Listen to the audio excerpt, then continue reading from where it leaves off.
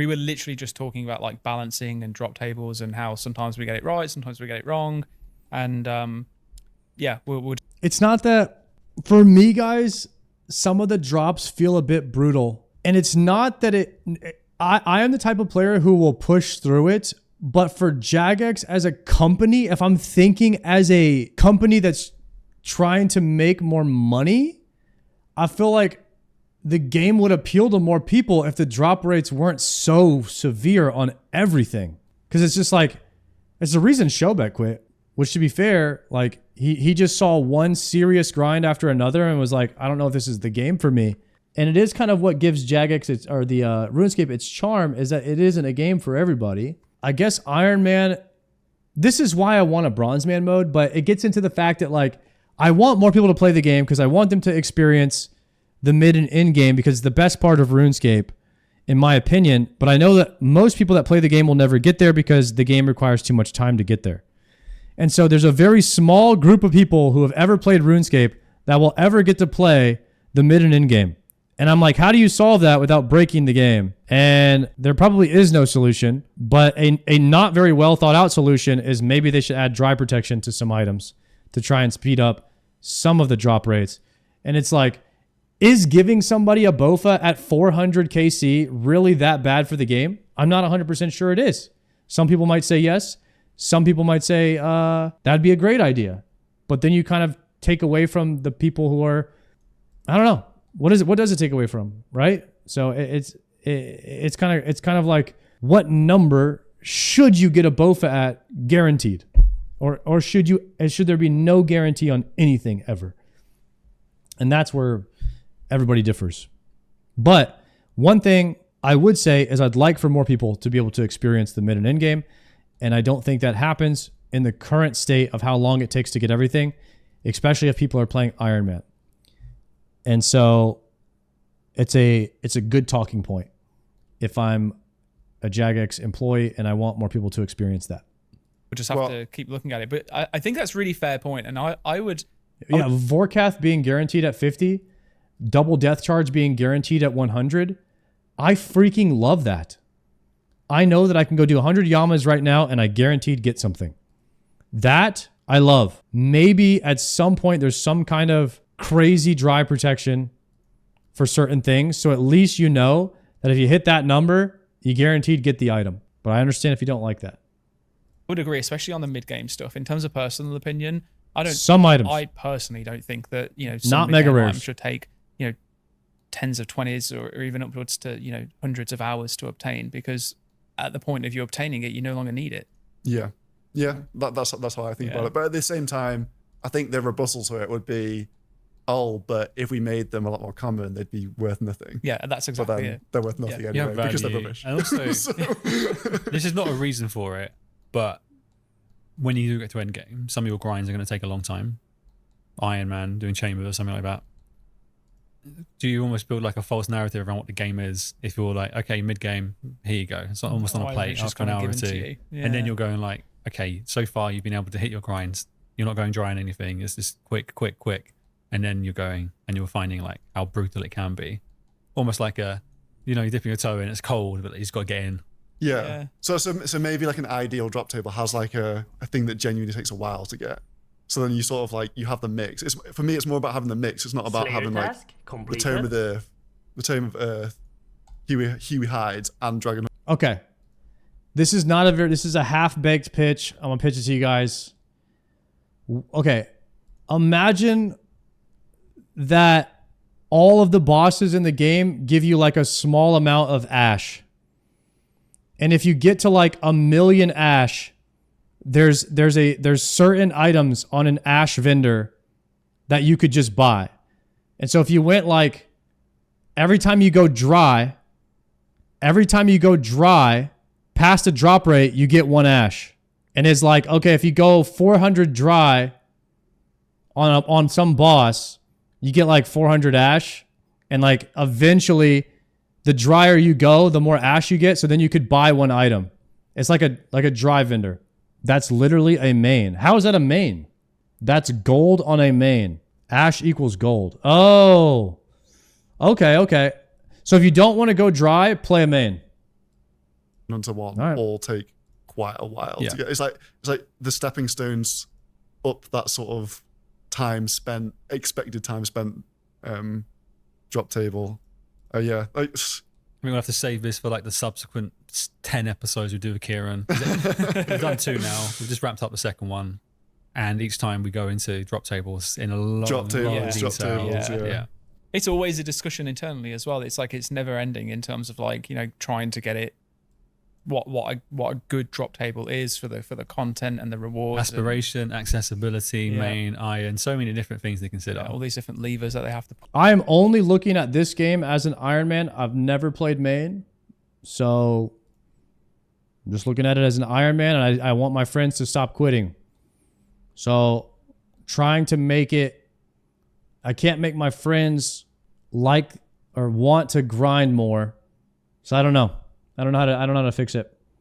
I guess you just find new friends, right? That's the solution. Paul, it's like this thing, you know, the cooking up. But yeah, no, I think you raise a really valid point, and it's I think that's a really interesting perspective to look at it. I don't want to try and I don't want to portray it in a way that like the team aren't looking at it in that sense, but I think it's a good way to look at it in the sense of like, okay, a typical person that is going to this content. No, here's the thing though, guys. I wouldn't enjoy the game, in my opinion. I don't know how much I would enjoy the game as a main. I really like the limitations of an Ironman. So if there was something in the middle of the two, I would enjoy it more, which is why I always come to the Bronze Man idea, which is meeting in the middle. I don't know if they'll ever do that though. What item are they actually going to need and use for what purpose? And at which point then decide Group how long Ironman it should is in take the them middle, to get but it, so that they can then go and move on to the next thing. And finding continue on a 5 people similar to play grind the as opposed game to, with.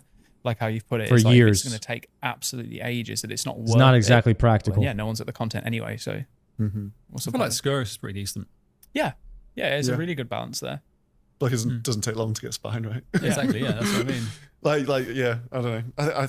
I'm just a fan of like actual progression that you can feel rather than just like I personally hate just the RNG scape of like Endgame and just rolling on the slot machine, and like whether you enjoy yourself just depends on whether you get this item in drop rate. And Is that the difference between just playing iron and playing main though? Because like you're kind of looking at it through progression. I have this item, I can do more, whereas a main account is looking at it like, bro, that's a bill. Let's go. Yeah. And I mean, I know people hate drive protection, but I love it. It's like, I think like there's been people do hate dry protection, huh? People don't like it. Dry protection breaks the main economy more than it does. It helps iron and it hurts the main economy, because dry protection equals more items getting pushed into the economy, which drives down the prices of the items. As an Ironman, I think dry protection is good, but it does hurt the economy for mains.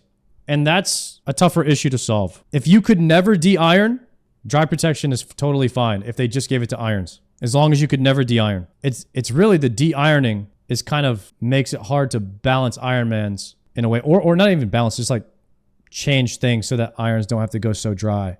But that is part of RuneScape. It's just like you either get it or you don't, you know? And I think the recent Oathplate armor was like a really nice version of that, where it's like you're constantly working towards something, and then it gives you choice.